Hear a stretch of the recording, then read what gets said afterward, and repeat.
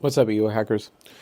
Welcome to Season 12, Part 2, Episode 4, How to Increase or Get Social Skills as an ENFJ. I'm your host, C.S. Joseph. Thank you all for your patience in allowing EgoCon to pass. The ENTJ episode posted. I would say it's pretty good. The ENFJ, this one is going to be a bit closer to my heart because this involves a lot of my dad as well as my former father-in-law, as well as my ex, the ENFJ, and things between her and I. So hard and so rough as a result of that relationship. To learn more about her, you can actually watch Season 3, Episode 4, Who Are the ENFJs, because I utilize her as a subject a lot in that particular episode, saying some of the positive things and the negative things simultaneously, because I try to be neutral and actually, go to all sides. Sometimes I'm expressing more frustration in some videos, and other videos I'm expressing some thanks and gratitude in other ones. So, yeah. Anyway, folks, thank you all for staying with me for so long. I really appreciate it. I'm very thankful to that end. So, yeah. But anyway,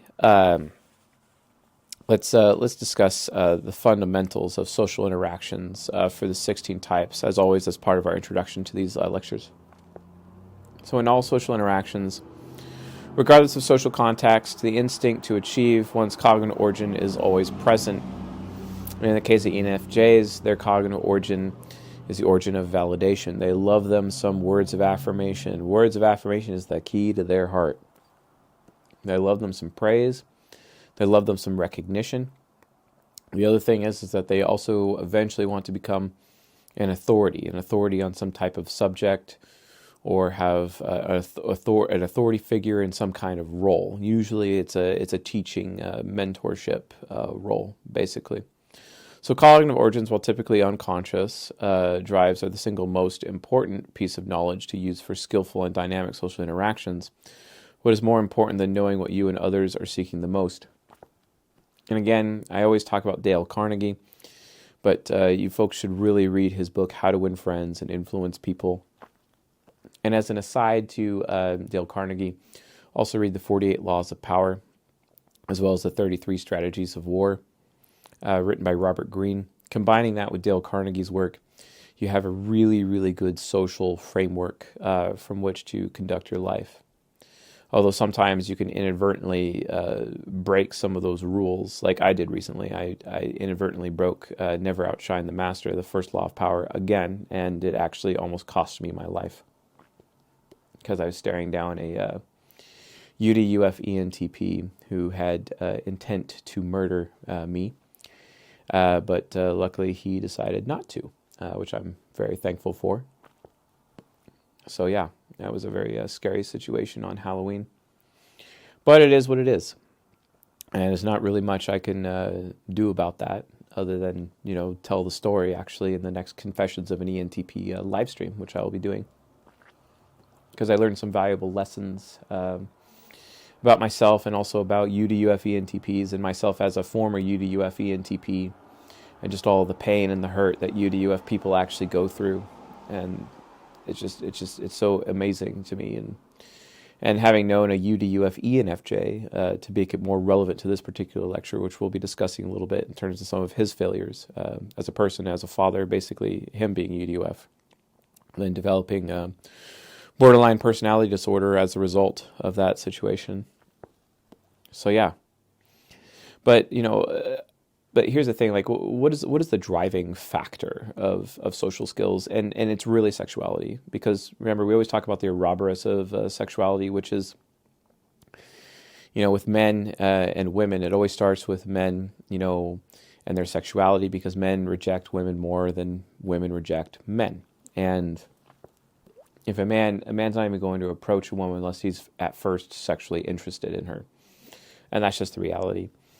If he's sexually interested in her, then it will move into his nature, also known as personality type, which will then, based on his nurture and based on his investments, his personal investments, be it environmental or what he's decided or, within his nature, which cognitive functions he's going to utilize the most, will then create nurture, basically. And he'll send his own nurture, and that nurture will impact her nurture. And then that will then filter into her personality type, her nature.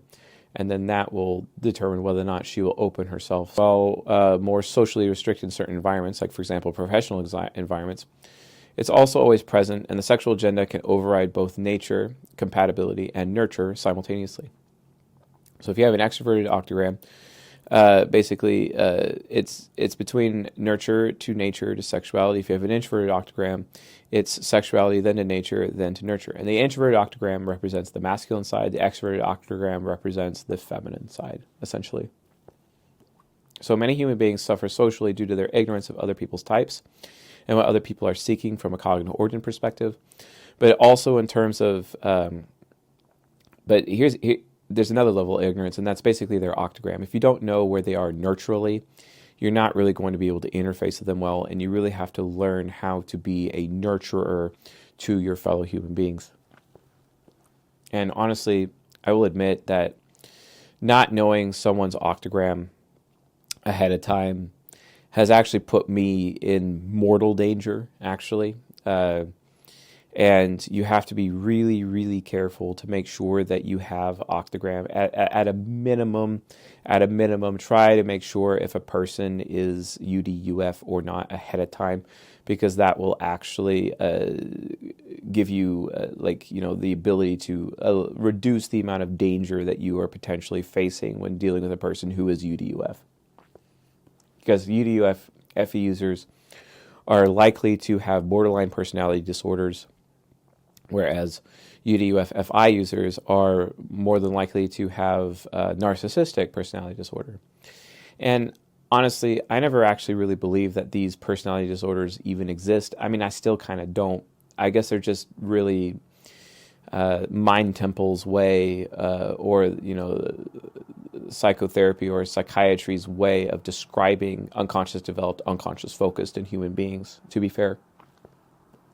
And I hope to actually write about this subject in the future, but for now I'm just doing these lectures because it's convenient for me, and there's just so much information to cover.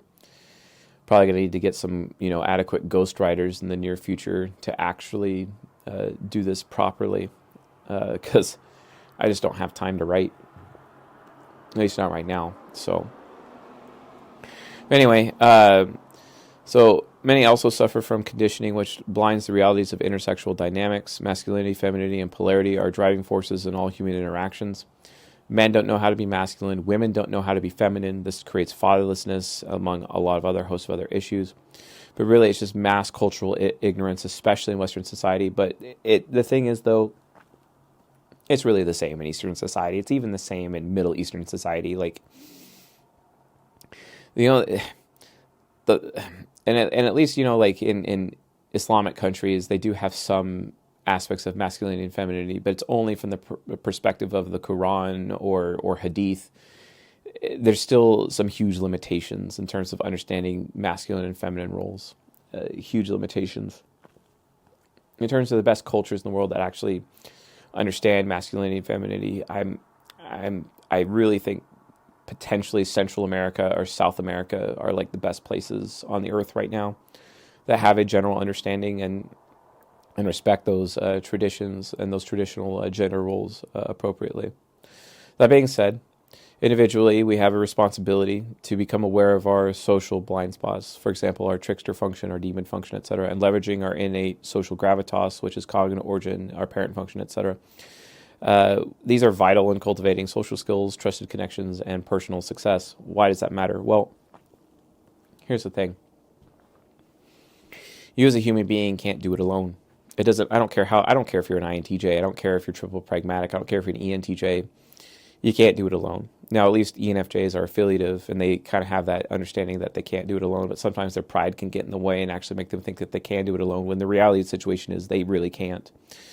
They're so desperate for validation that they honestly can't emotionally live with themselves without having something extra, hence, the term extrovert, right? So let's discuss some of the negative social perceptions other people have of ENFJs. So the colloquial perception of ENFJs is that they are helpful, social, personable, and fun, but they can also be controlling, taking up a lot of space in conversations, critical, and not great listeners. So like I always say, it's like, these are the people who expect everyone else to listen to them, but they won't listen to anybody. They're also insanely dismissive, which destroys their ability to connect socially with other people, which is a huge problem. And obviously these perceptions naturally shift, and that, people's perceptions of ENFJs shift as they develop their nurture, depending on their gender, what their octagram is, etc. All these change. If you want to learn more about that, check out Ego Hacking Your Fear, especially the masterclass, which talks about which cognitive functions end up becoming developed on, or at least relied on the most as a result, a direct result of their nurture. So please watch that masterclass. So ENFJs, even though they're considered by literally everybody to be the most socially capable of the 16 types, they still commit social faux pas. And this is so interesting because while ENFJs are typically seen as the most sociable, they see themselves as the ones who have the most social skills, and then their deadly sin of pride actually takes over. And that deadly sin of pride ends up just becoming like this huge problem over time, and destroys their ability to connect socially with other human beings. It's entirely frustrating, and my ex had to suffer from that perspective a lot. I really feel bad for her, actually, because from her octagram perspective, let me think. What was her octagram? Was she accommodating? Absolutely. She was super accommodating. So she was unconscious developed for sure. Was she outwardly prideful, or was she outwardly humble? She was outwardly humble. So she was UDSF. She was hope energy, hope energy. And in that time of my life, I was actually pretty UDSF for a bit. Then I went UDUF for a while, especially the latter half of our relationship, because she couldn't handle the fact that I became C.S. Joseph basically overnight, and all of a sudden I had so many girls all over me all the time. I had my own entourage. It kind of freaked her out, and she found herself entirely socially inept. She found herself socially inept to the point where she just could not deal with the fact that all of a sudden that, oh my God, my boyfriend, oh my God, I have to compete. Oh my God, I can't compete because I'm in my 30s and I can't compete with these 18 to 25-year-olds that want my boyfriend all of a sudden and are able to get his attention. And what if I'm not able to keep his attention? And then her any critic just came out and just basically destroyed the relationship. And she didn't have any faith due to her SI trickster in my devotion towards her. She had no faith in it. And it became a problem. It became a serious, serious problem. To the point where I basically had to give her the ultimatum. It was like, hey, you can break up with me right now, or you can let me see other people, because it just got so bad. Which basically was like a self-fulfilling prophecy on her part. She set me up for failure because of the lack of her feminine expression, and then she judged me for failing, and then blamed me for failing, even though she set me up for failure, which is really horrible to do to a man, basically. And that became a serious problem, like a really, really, really serious problem. And I really enjoyed my relationship with her. Honestly, I'd actually consider giving her a second chance, actually, after everything she's been through and whatnot. But I don't think she's second chanceable at this point. I think she potentially, most likely, let her body go, and at the same time, I think she actually may. I don't know if she is a mother or not. I don't know for sure. I think I saw her pregnant in public at one point in time, but I'm not entirely sure about it. It's been a long time since I've been down there in California, so who knows? Who knows? But I really enjoyed her, and but then things just went downhill. But anyway, ENFJ social faux pas come in two primary places. One, enforcing social norms and obligating other people to be helped by the ENFJ will give them a platform to be listened to, which is basically using their deadly sins to compensate for their inferior function. And 2, being ignorant of the social consequences, like in this case, extrovert thinking perceptions, these constitute their natural blind spots. So though our hero function is our innate strength, the more pridefully we lean into our hero function, like extroverted feeling hero, the more blinded we become to our hero's insufficiency and our demon's reality. The more we feel entitled to our hero's glory, which is being helpful in this case, the more unintended damage the demon will do. Because some people don't think highly of the help you are offering. And that's actually something that I'm personally dealing with extroverted feeling child. I think all extroverted feeling optimistic types end up having this issue from a social situation. Some people shouldn't be helped. Some people don't want help. And sometimes extroverted feeling optimistics, especially the FE heroes, need to learn how to say no, because saying no to someone, and choosing not to help someone is actually more helpful than actually helping them, because then you're at risk of enabling them. And ENFJs need to learn this. It's actually very critical that they learn that. So from that point of view, it just gets even worse. It gets even worse for them over time. Because this is why I tell ENFJs that you need to read the book When Helping Hurts, or Codependent No More. I tell them that you need to read those 2 books. It's really important that they get empowered. And they can feel empowered because of cognitive origin of authority after they read those books, and then realize that they've been actually enabling their abusers over time. And it ends up becoming a problem. Another problem is their deadly sin of pride. For example, the more an ENFJ assumes what is good and takes other people's voices away by insisting what is collectively valued must be true, the more they damage themselves and others through passive or active mind control. Actually, I had an experience with this recently. There's a woman, her name is Katie. She is an ENFJ with a pixie haircut for some fucking reason, and she... No offense to people with pixie cuts, but I personally loathe them. Like, my SI inferior just can't deal with it. And I'm an NP, and I'm supposed to be attracted to NJs, right? And, oh my God, she'll interrupt me all the time. But whenever she's speaking, if I interrupt her, she's just like, stop talking. And I'm just like, okay, you hypocrite. They're so external, she doesn't even realize her own penchant for hypocrisy. And it ends up becoming a huge problem. So yeah, and because of that, the extroverted thinking demon will destroy the ENFJ's reputation and harm their ability, as well as their credibility, to be effective educators or to even be helpful to begin with. Social norms are usually the first place an ENFJ should be critical of, and not just social norms, but recognize social authority, because ENFJs are amazing at gaslighting, even though they're the one type of the 16 that will complain about gaslighting the most. Mind Temple always complains about gaslighting the most, yet they're the ones who gaslight the most. It's so frustrating. It's so frustrating. And they're oftentimes projecting themselves onto others when they're giving other people advice, and claiming that other people in their social circle, like say there's an ENFJ woman and she's got a girlfriend and she's trying to give her girlfriend advice because her girlfriend's struggling with her relationship with a man, and then the ENFJ is like poisoning her, telling her, oh, he's obviously just gaslighting you.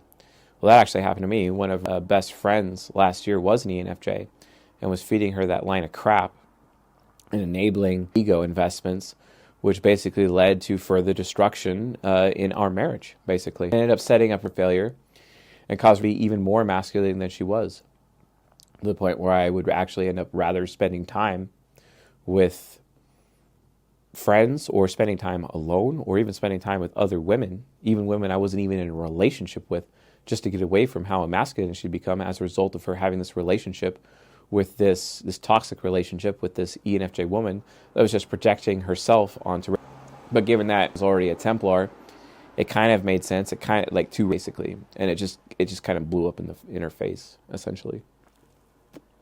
So yeah, ended up becoming a huge problem over time. So ENFJs can be taken advantage of by the experts who are valued socially or whose position is valued, like doctors, psychologists, coaches, governors, etc. However, The ENFJ's biggest mistake is assuming that validity only comes from what is valued and that nothing valuable can arise where authority does not support. Here's another way of looking at it. ENFJs often assume that if someone is in a position of authority, then they are more correct than them, and they're just projecting themselves onto other people and telling everyone else to submit to authority. Even what if that authority is toxic, right? ENFJs can't tell the difference because being able to tell the difference requires extroverted thinking, but they have extroverted thinking demon. Which is why listening to ENFJs, especially ENFJ women, is actually entirely dangerous. It is extremely dangerous. This is why ENFJ women need to learn how to be feminine and express feelings more so than expressing their thoughts, because their thoughts can be easily seen by men as emasculating and ultimately destroy their relationships, which would suck. So, and oftentimes it's the authorities who are the most corrupt and invalid of all positions that the ENFJ ends up listening to and forcing other people to take action and listen to those corrupt authorities. You know, like the Democratic Party or the Republican Party, which is all bullshit anyway.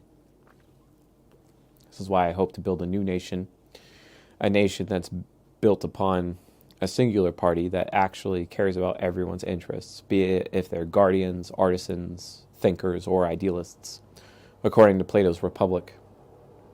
I think that is more valuable. Do I exactly know how to do that quite yet? No, but I'm getting there. Anyway, ENFJs must learn to step outside the commonly accepted authorities where a large portion of true validity is actually found. When others value you, an ENFJ, only for being helpful and performing well, for example, extrovert feeling, extrovert sensing, it could be a sign that others are actually taking advantage of you. Be careful when people are loyal only because of what you give them, which is something that's probably the most important thing to say to an ENFJ in this lecture. It's probably the most important thing. Because if you think about it,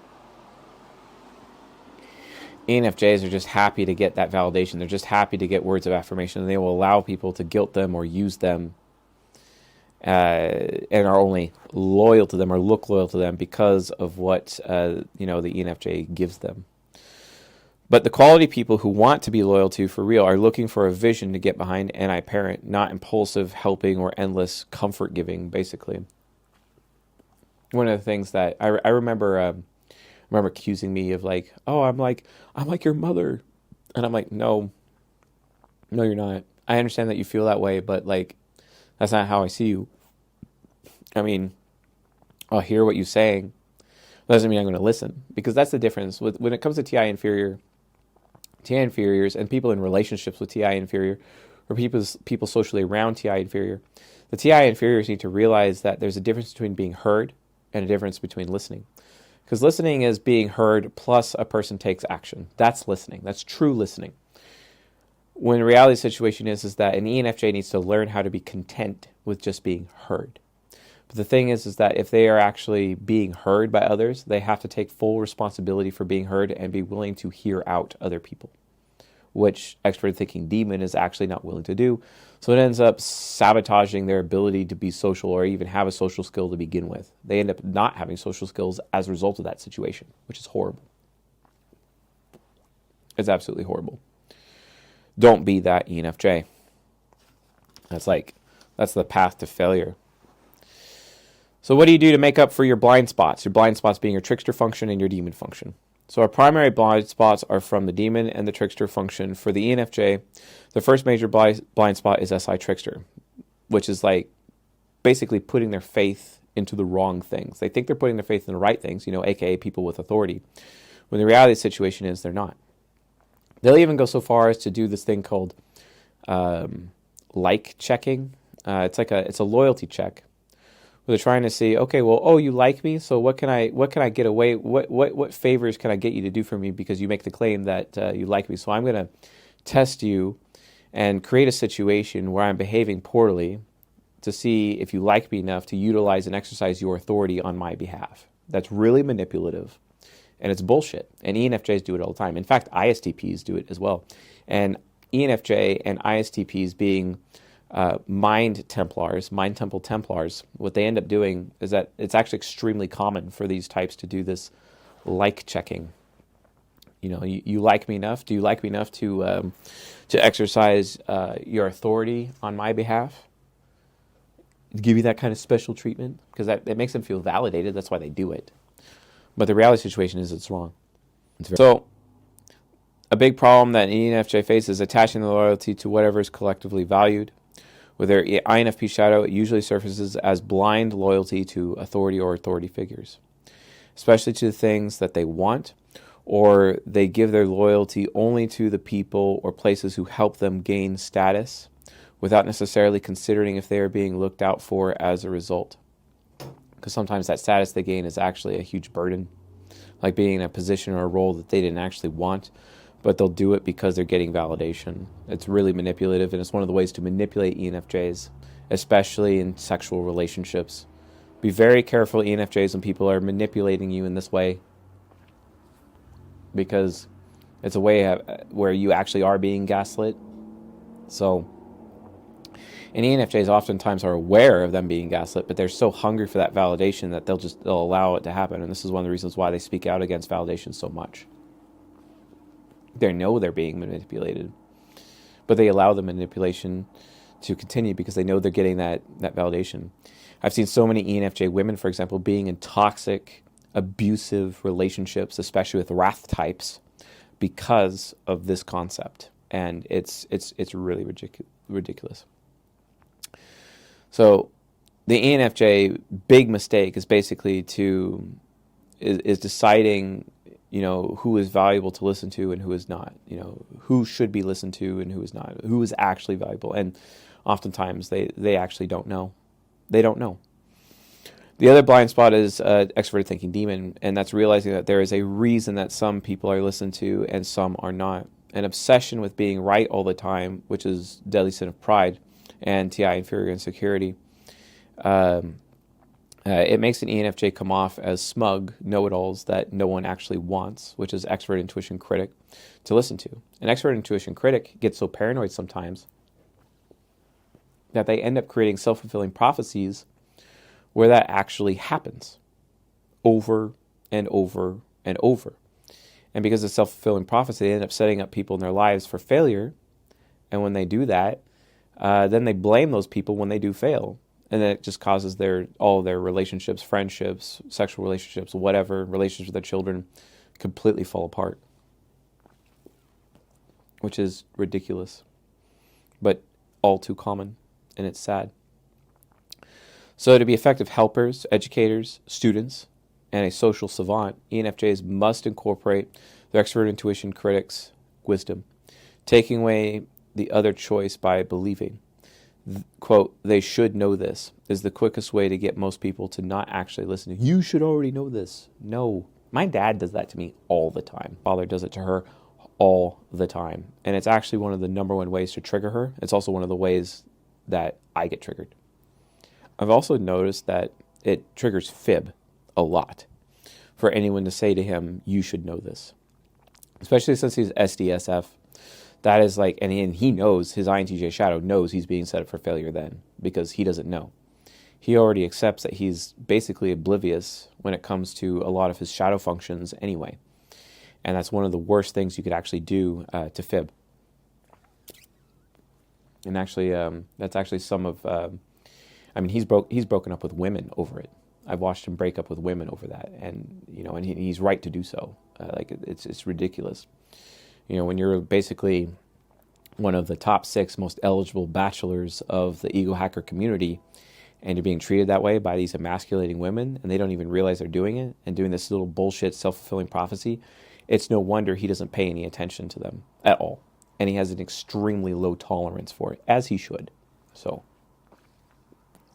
as he should. God bless him. So, though they are expert-feeling heroes, ENFJs sometimes lack the social grace, due to expert thinking demon, to read a room from a conversational or intellectual perspective. Expert intuition critic, as the guidance to the demon, helps solve this problem. As a whole, the mind temple, especially the validation types, ISTPs and ENFJs, must incorporate aspects of the superego, heart temple. People will not listen unless they care. and they rarely care to just be right, as the ENFJ is willing to do. Therefore, what is the ENFJ's actual highest social value? Okay, so what are the social expectations for ENFJs? Societal expectations are mixed for ENFJs. They're very affiliative, which means they're very interdependent, always trying to cultivate teams, run teams, move teams towards a common goal, which is one of their huge value adds. But however, at times they can be very forceful in their enforcement of the affiliative, and that can make them basically corruptible and ultimately a problem. However, their anti-parent looks for freedom as they aspire into pragmatism. Their balance between being good and being dutiful will be complex for ENFJs. However, in general, their expectation is to be very high academic achievers and become teachers or educators in a broad or specific way. What do other people want socially from an ENFJ, though? Do other people want a great healing and enforcement of your extroverted feeling hero? When ENFJs overindulge in their extroverted feeling hero, they become pawns to be used by higher authorities without genuine personal freedom or even regard to their values or their humanity, to be fair, actually. They just get steamrolled. Do other people want to watch you conquer your fears of your TI inferior and lean into a specific niche with attached skills? Not really. Do they want to watch your extroverted sensing child play with divine performance and make you comfortable or make other people comfortable? But basically, ENFJs think that if they perform and go all out for people, that those people will remember them, they'll be memorable, and it'll cultivate loyalty. But oftentimes they don't. People just are solipsistic and will just take from them anyway. So that's not going to work. So the reality is that none of these things are the highest value that an ENFJ can actually provide socially. So what do ENFJs want socially? They're looking for someone to affirm their masculinity or their femininity, to affirm their nature, to be heard or to be understood, to have confidence that their origin, primary, secondary, validation versus authority, would be met by another person. So the reality is, people are more interested in how they can achieve their origin or what you can do for them in a social situation, which means you ENFJs need to realize, look at other people's types, look at their octograms, look at their cognitive origins, and give people their cognitive origins, instead of expecting everyone else to fulfill yours. This is all about love your neighbor as yourself. If you want other people to give you your cognitive origins, why aren't you working hard to give other people their cognitive origins? I guess you would actually have to find out and know that ahead of time. It's critical that you do this. So what's the best function suited to contribute to other people to be able to solve this conundrum? And that's honestly the parent function. So though the parent function can be introverted, like an ENFP's FI parent, the parent as an archetype is still externally focused, just as a parent watches over their children and their partner. Again, this is an example as to where there is internalization and externalization of each of the individual cognitive functions. Just because you have an introverted cognitive function does not mean it cannot be applied externally. Okay?